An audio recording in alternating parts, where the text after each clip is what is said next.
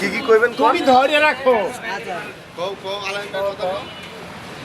এই যে ভাই 400 গ্রাম 350 গ্রাম ওজনের ইলিশ 1200 টাকা কেজি। আমরা পাবলিকে কেমনে খাবো? তবে মাছগুলো অনেক সুন্দর, কিন্তু দাম এত দাম। এই মাছ 500 টাকা কেজি থাকতো তাইলে আমরা খাইতাম। এখন তুমি কত করে দিবা? এখন একদম 1000 টাকা লাগবো। না না, কম টম করে দাও। না কম হবে না একদম। আমাদের মুক্তিযোদ্ধা মিলন ভাই আছে ভাই, আপনি কিছু বলবেন? এই 1000 টাকার দাম চাই ঠাটকা ইলিশ। আপনি কর ভাই দেখেন ইলিশ মাছের সাইজ ভালো, ডিম আছে পেটের মধ্যে, চেহারা ভালো আছে, কিন্তু না ভাই, আমরা চেহারার সাথে ইলিশ মাছ যায় না। ভাই এটা কমাই দাও, এটা কমাই দাও। না বাবা, এটা কম পাইতেন নে।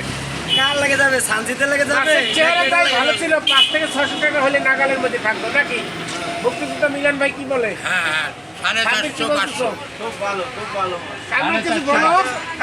আমি 300-400 হইলে মাছের টেস্ট হবে, মাছের চেহারা ভালো, কিন্তু দামটা একটু না কমালে তো নাগালের বাইরে চলে যাচ্ছে। না, কোনো ব্যবস্থা আছে তোমার কাছে? কম দেওয়া যাবে না। 600 টাকা বলছে, দেখো। না কম হবে না।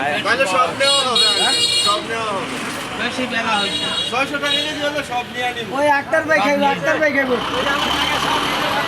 আক্তার ভাই খাইবো। মুরব্বী মানুষ আরে হেও নেবে, সবাই নেবে, মাছ দিয়ে বলো 600 টাকা করে দিয়ে বলো। না হবে না, কম। ইউরোপিয়ান পাঠাইবো।